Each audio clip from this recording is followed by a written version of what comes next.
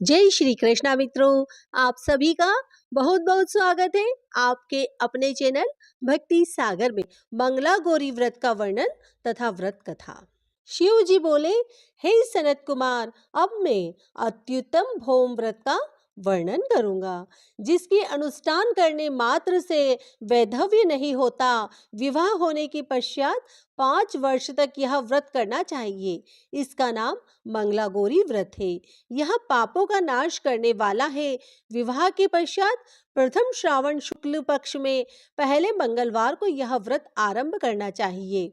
केले के खंभों से सुशोभित एक पुष्प मंडल बनाना चाहिए और उसे अनेक प्रकार के फलों तथा रेशमी वस्त्रों से सजाना चाहिए। उस मंडप में अपने सामर्थ्य के अनुसार देवी की स्वर्णमयी अथवा अन्य धातु की बनी प्रतिमा स्थापित करना चाहिए।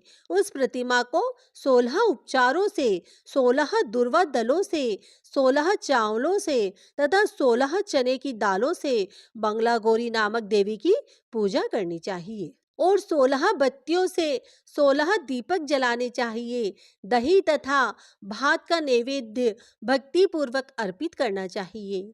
देवी के पास ही पत्थर का सील तथा लोड़ा स्थापित करना चाहिए। 5 वर्ष तक इस प्रकार करने के पश्चात उद्यापन करना चाहिए। माता को वायन प्रदान करना चाहिए, जिसकी विधि आप सुनिए। अपनी सामर्थ्य अनुसार एक पल प्रमाण सुवर्ण की अथवा उसके आधे प्रमाण की अथवा उसके भी आधे प्रमाण की मंगला गौरी की प्रतिमा निर्मित करानी चाहिए। अपनी शक्ति के अनुसार स्वर्ण आदि से बने तंडुल पूरित पात्र पर वस्त्र तथा रमणीय कंचू की ओढ़नी रखकर उन दोनों के ऊपर देवी की प्रतिमा स्थापित करनी चाहिए। पास में चांदी से निर्मित सील तथा लोड़ा रखकर माता को वायन प्रदान करना चाहिए। इसके बाद 16 सुवासिनियों को प्रयत्न पूर्वक भोजन कराना चाहिए। हे विप्र, इस विधि से व्रत करने पर 7 जन्मों का सौभाग्य बना रहता है और पुत्र पौत्रादि आदि के साथ संपदा विद्यमान रहती है। सनत कुमार बोले, सर्वप्रथम इस व्रत को किसने किया था और किसको इसका फल प्राप्त हुआ था? हे शंभो, जिस तरह से मुझे इसके प्रति निष्ठा हो जाए, कृपा करके वैसे ही बतलाइए। ईश्वर बोले, हे सनत कुमार, पूर्व काल में कुरु देश में श्रुत कीर्ति नामक एक विद्वान, कीर्तिशाली, शत्रुओं का नाश करने वाला, 64 कलाओं का ज्ञाता, धनुर्विद्या में कुशल राजा हुआ था। पुत्र के अतिरिक्त अन्य सभी शुभ चीजें उस राजा के पास थी।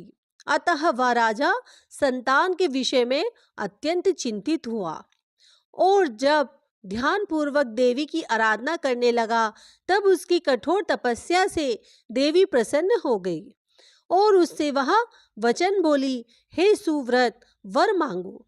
श्रुत कीर्ति बोला, हे देवी, यदि आप मुझ पर प्रसन्न है तो मुझे सुंदर पुत्र दीजिए। हे देवी, आपकी कृपा से अन्य किसी भी वस्तु का अभाव नहीं है। उसका यह वचन सुनकर पवित्र मुस्कान वाली देवी ने कहा, हे राजन, तुमने अत्यंत दुर्लभ वर मांगा है, फिर भी कृपावश मैं तुम्हें अवश्य दूंगी।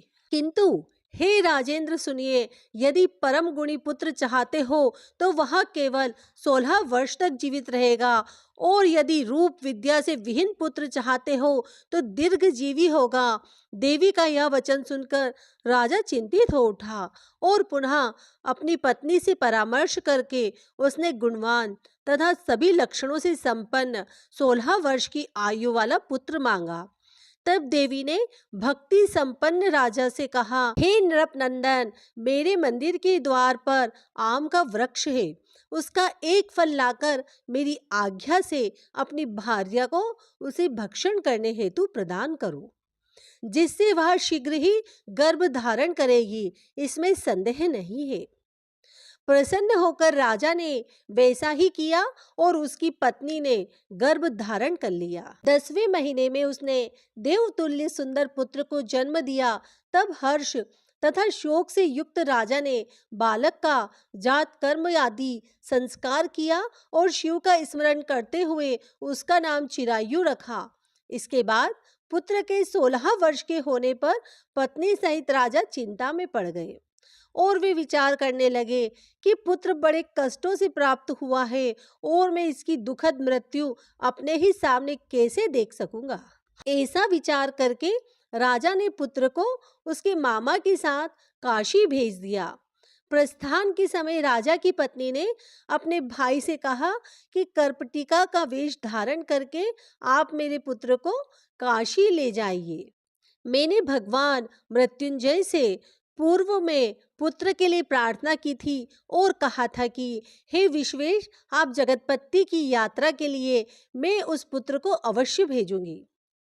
अतः आप मेरे पुत्र को आज ही ले जाइए और सावधानी पूर्वक इसकी रक्षा कीजिएगा। अपनी बहन की यह बात सुनकर भांजे के साथ वह चल पड़ा। कई दिनों तक चलते चलते वह आनंद नामक एक नगर में पहुंचा।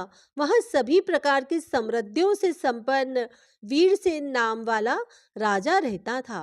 उस राजा की एक सर्वलक्षण संपन्न युवावस्था प्राप्त मनोहर तथा रूप लावण्यमयी मंगला गौरी नामक कन्या थी।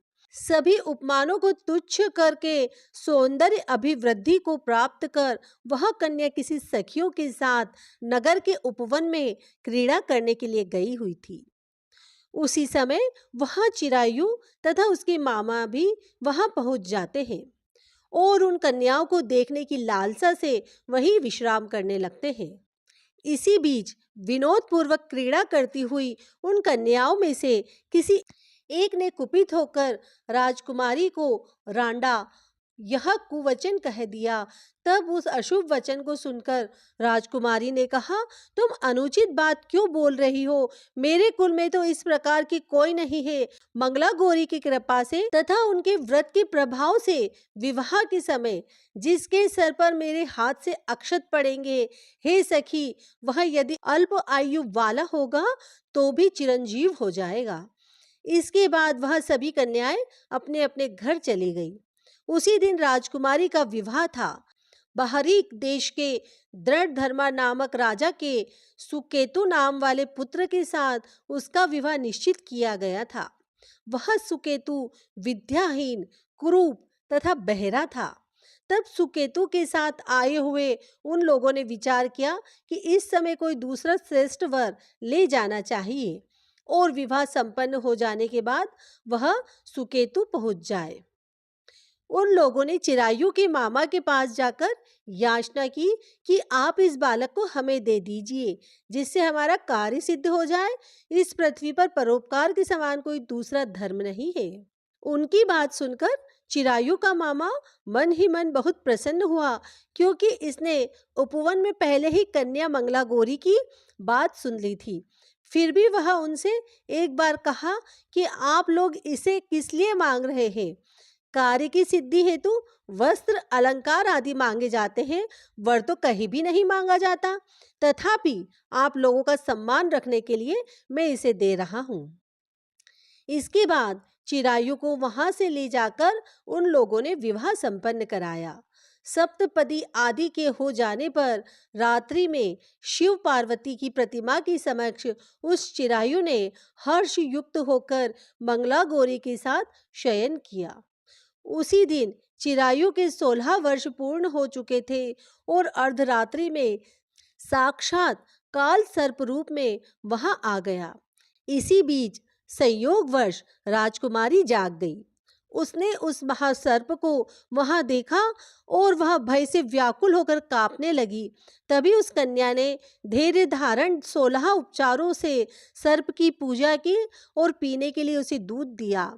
उसने दीनता भरी वाणी में उस सर्प की प्रार्थना और स्तुति की। मंगला गौरी प्रार्थना करने लगी कि मैं उत्तम व्रत को करूंगी जिससे मेरे पति जीवित रहे। ये जिस तरह से चिरकाल तक जीवित रहे, आप वैसा कीजिए। इतने में सर्प वहां स्थित एक कमंडलू में प्रवेश कर गया और उस मंगला गौरी ने अपनी कंचुकी से उस कमंडल का मुख बांध दिया। इसी बीच उसका पति अंगड़ाई लेकर जाग गया और पत्नी से बोला, हे प्रिय, मुझे भूख लगी है। तब वह अपनी माता के पास जाकर खीर, लड्डू आदि ले आई। उसके द्वारा दिए भोज्य पदार्थ को उसने प्रसन्न मन होकर खाया। भोजन के पश्चात हाथ धोते समय उसके हाथ से अंगूठी गिर पड़ी। तांबुल खाकर वह पुनः सो गया। इसके बाद मंगला गौरी कमंडलू को फेंकने के लिए जाने लगी। विधि की कैसी गति है कि उस कमंडलू में से बाहर की ओर जगमग करती हुई हार कांति को देखकर वहां आश्चर्यचकित हो गई। घट में स्थित उस हार को उसने अपने कंठ में धारण कर लिया। इसके बाद कुछ रात शेष रहते ही चिरायु का मामा आकर उसे ले गया। इसके बाद वर पक्ष के लोग सुकेतु को वहां ले आए। उसे देख मंगला गौरी ने कहा, यह मेरा पति नहीं है। तब उन सभी ने उससे कहा, हे शुभे, तुम यहाँ क्या बोल रही हो? यहाँ तुम्हारा कोई परिचायक हो तो उसे हम लोगों को बताओ। मंगला गौरी बोली, जिसने रात्रि में 9 रत्नों से बानी अंगूठी दी है, उसकी अंगुली में इसे डालकर परिचायक निशानी देख ले। मेरे पति ने रात्रि में मुझे जो हार दिया था, उसके रत्नों का समुदाय कैसा है, इस बात को यह बताए। यह तो कोई अन्य ही है। इसके अतिरिक्त रात्रि में आम सींचते समय उनका पैर कुमकुम से लिप्त हो गया था, वह मेरी जांघ पर अब भी विद्यमान है। उसे आप लोग शीघ्र देख ले। साथ ही रात में परस्पर भाषण तथा भोजन आदि जो कुछ किया गया था, उसे भी यह बता दे, तब वह निश्चय ही मेरा पति है। इस प्रकार उसका वचन सुनकर सभी ठीक है कहने लगे, किंतु जब एक भी बात न मिली, तब सभी ने सकेतु को उसका पति होने से निश्चित कर दिया और वर पक्ष वाले जिस तरह से आए थे उसी तरह से चले गए। उसके बाद अपने वंश को बढ़ाने वाले महान यश से संपन्न परम मनस्वी मंगला गौरी के पिता ने अन्नपान आदि का सत्र चलाया। उन्होंने वर पक्ष का वृतांत कानों कान सुन लिया और स्वरूप से कुरूप होने के कारण लोगों के द्वारा किसी अन्य को वर के रूप में आदर पूर्वक लाया गया था। तब उन्होंने अपनी कन्या को पर्दे के पीछे बिठा दिया। उसके बाद 1 वर्ष बीतने पर यात्रा करके चिरायु अपने मामा के साथ यह देखने आया कि विवाह के बाद वहां क्या हुआ। तब उसे गवाक्ष के भीतर से देखकर वह मंगला गौरी अत्यंत प्रसन्न हुई और माता पिता से बोली कि मेरे पति आ गए हैं। राजा ने अपने सुसज्जनों को बुलाकर पूर्व में कहे गए सभी परिचयों की निशानी को देखकर मंद मुस्कान वाली अपनी कन्या चिरायु को सौंप दी। राजा ने शिष्ट जनों को साथ लेकर विवाह का उत्सव कराया। इसके बाद राजा वीरसेन ने वस्त्र आभूषण आदि सेना, घोड़े, रथ और अन्य भी बहुत सी सामग्रियां देकर उन्हें विदा किया। उसके बाद कुल को आनंदित करने वाला वह चिरायु पत्नी तथा मामा को साथ लेकर सेना के साथ अपने नगर पहुंचा। लोगों के मुख से उसे आया हुआ सुनकर उसके माता पिता को विश्वास नहीं हुआ। उन्होंने सोचा कि प्रारब्ध अन्यथा कैसे हो सकता है। इतने में वह अपने माता पिता के पास आ गया और स्नेह से परिपूर्ण वह चिरायु भक्ति पूर्वक उनके चरणों में गिर पड़ा। तब अपने पुत्र का मस्तक सूंघकर उन दोनों ने परम आनंद प्राप्त किया। पुत्र वधू मंगला गौरी ने भी सास ससुर को प्रणाम किया और सास उसे अपनी गोद में बिठाकर सारा वृतांत शीघ्रता पूर्वक पूछने लगी। हे महामुने, तब पुत्र वधू ने भी मंगला गौरी के उत्तम व्रत, महात्म्य तथा जो कुछ घटित हुआ वह सब वृतांत बताया। हे सनत कुमार, मैंने आपसे इस मंगला गौरी व्रत का वर्णन कर दिया है। जो कोई भी इसका श्रवण करता है अथवा जो इसे कहता है, उसके सभी मनोरथ पूर्ण हो जाते हैं, इसमें कोई संदेह नहीं है। सूत जी बोले, हे ऋषियों, इस प्रकार शिवजी ने सनत कुमार को यह मंगला गौरी व्रत बताया और उन्होंने सभी कार्यों को पूर्ण करने वाले इस व्रत को सुनकर महान आनंद प्राप्त किया। इस प्रकार श्री स्कंद पुराण के अंतर्गत ईश्वर सनत कुमार संवाद में श्रावण महात्म्य में मंगला गौरी व्रत कथन नामक 7वां अध्याय पूर्ण हुआ।